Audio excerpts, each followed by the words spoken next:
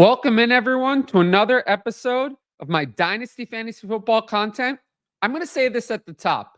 If you like what we're doing here, please like, comment, and subscribe.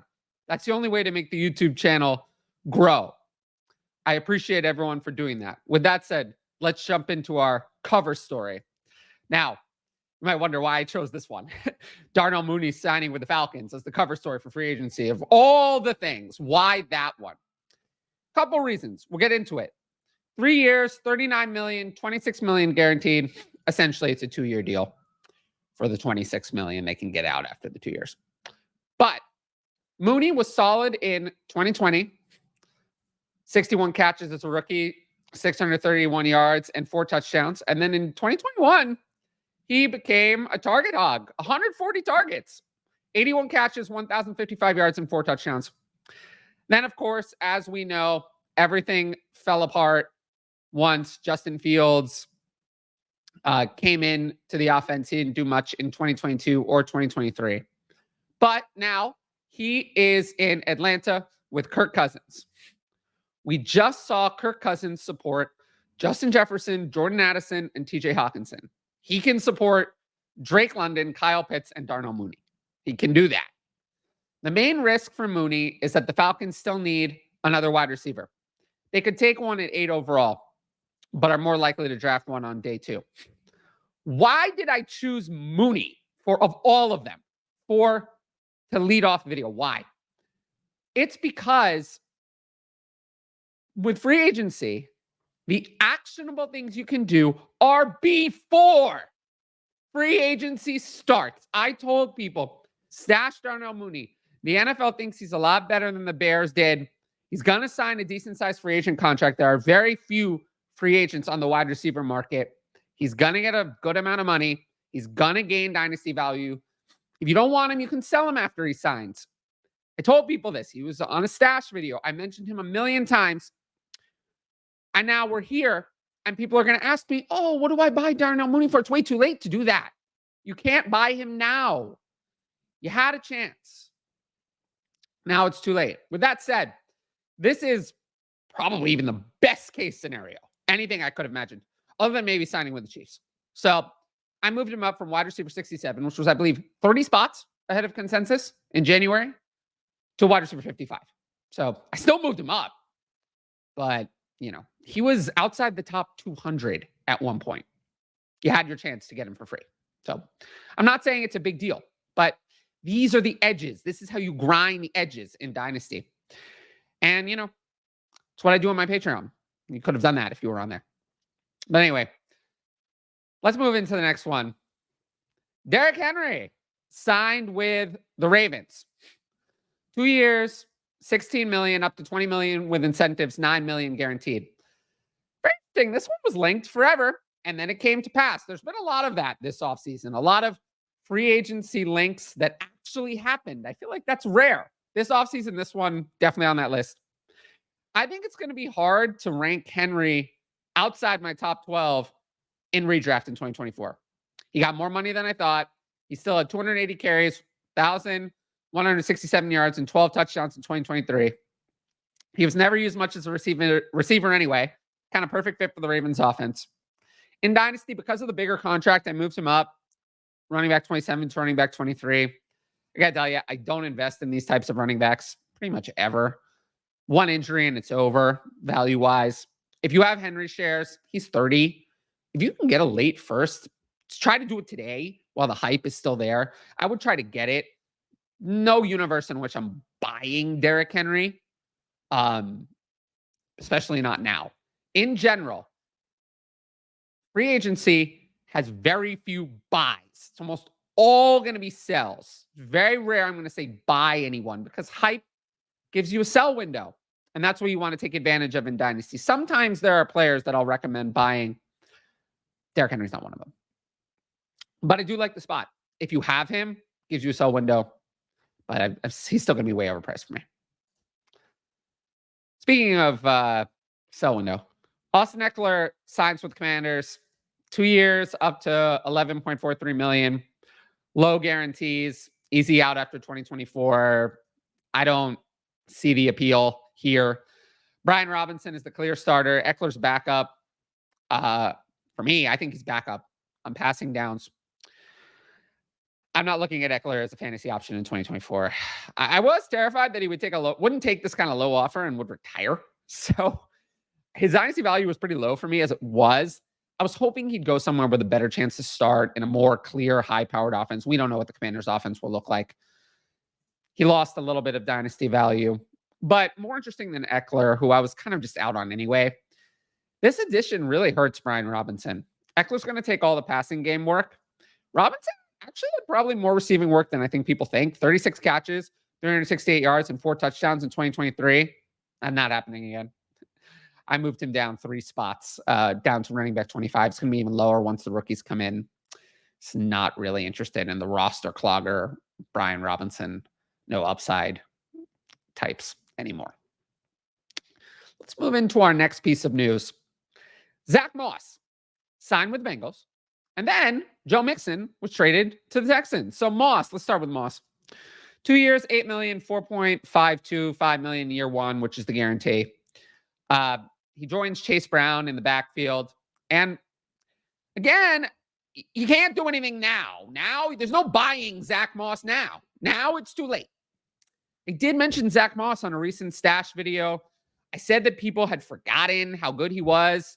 183 carries, 794 yards, 4 touchdowns, 4.3 yards a carry, 27 catches in 2023, filling in for Jonathan Taylor.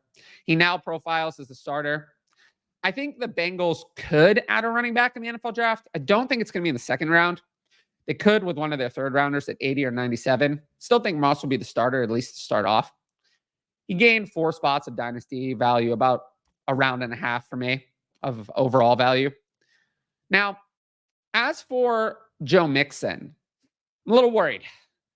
Replaces Devin Singletary. The Texans owe him $6.1 million for this year, free agent afterwards.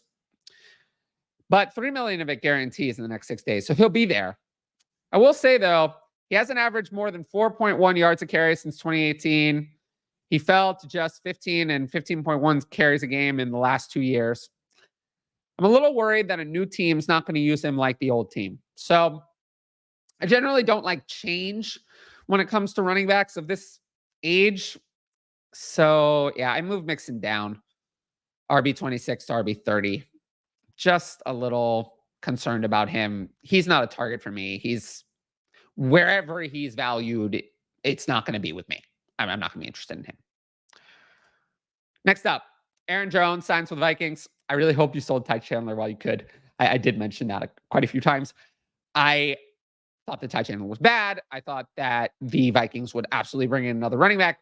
Not sure I thought it was going to be this good. This is the best running back I think they could have acquired. They gave him 1 year, $7 million with $1 million in incentives.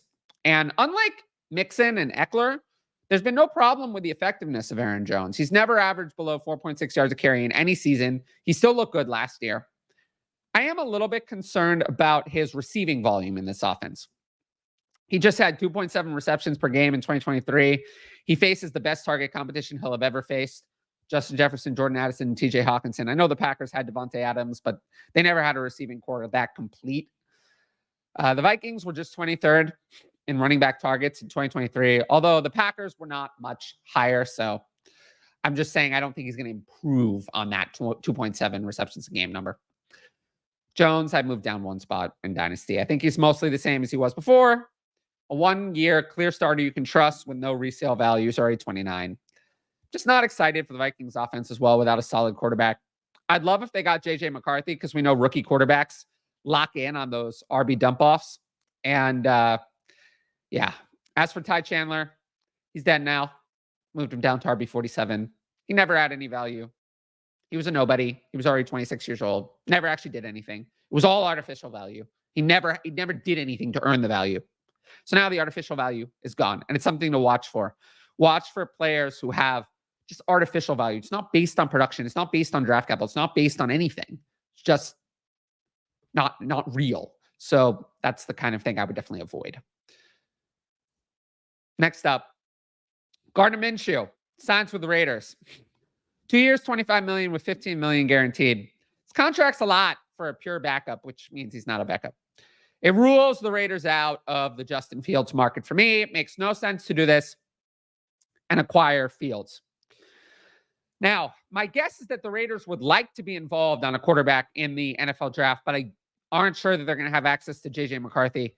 The Vikings and the Broncos are ahead of them in the pick order. I could easily see them taking Michael Penix Jr. or Bo Nix in the second, but I expect Minshew to start day one. And of these kind of bridge quarterbacks, he's the one that I think is most likely to back into a whole season gig.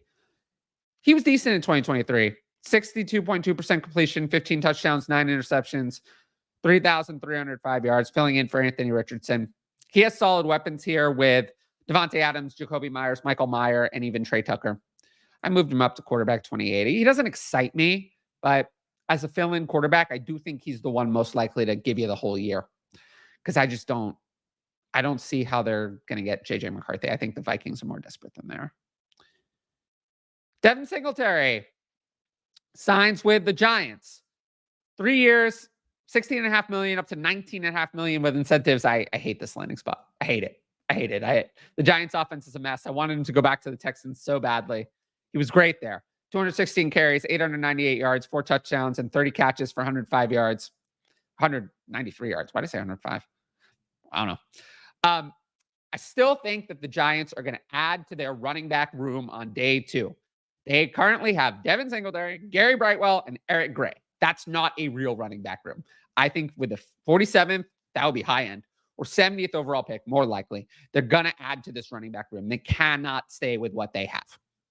Devin Singletary, he went to a bad offense where he's probably going to be in another committee. So I'm not in on Devin Singletary. I moved him down to RB36, and he is already going to turn 27 before the season starts. I'll pass on Devin Singletary. Someone else can have him. Lastly, it's our last one. Sam Darnold signed with Vikings. He is their bridge insurance quarterback. 1 year, $10 million. Right now, the Vikings, as we kind of talked about earlier, are the favorite for JJ McCarthy.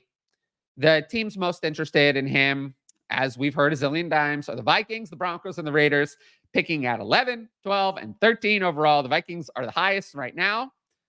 I do think this contract, again, rules the Vikings out for Justin Fields. I never expected it to be an in-division trade.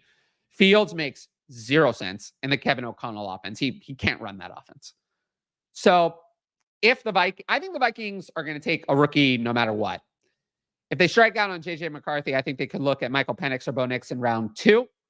They have Nick Mullins as their backup for now. He doesn't have a lot of guaranteed money, so they can wait and see if they get someone in the draft before cutting him.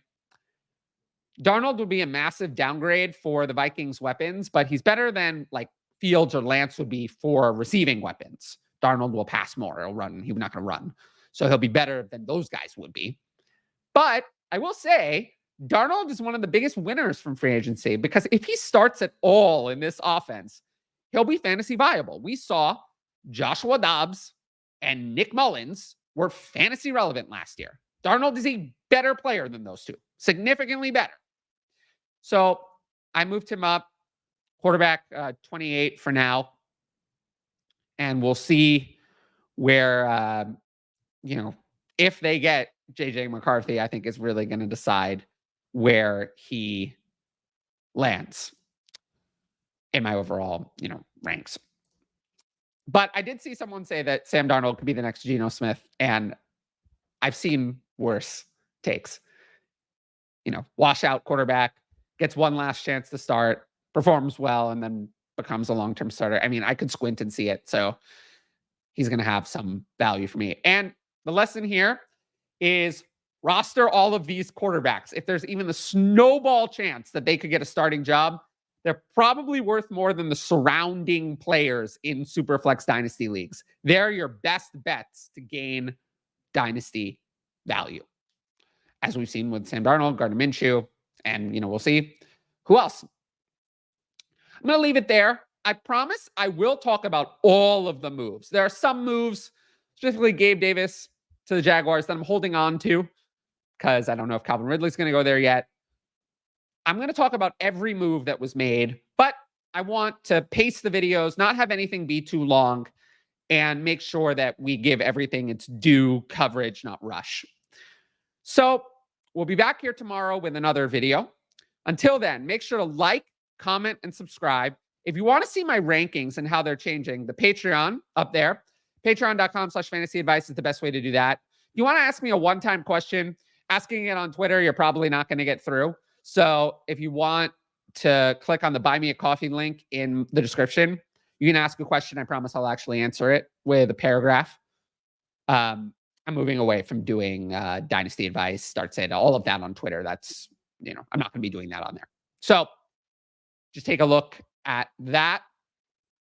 And yeah, I just appreciate everyone who's watched, everyone who's left likes and comments and subscribed to the channel.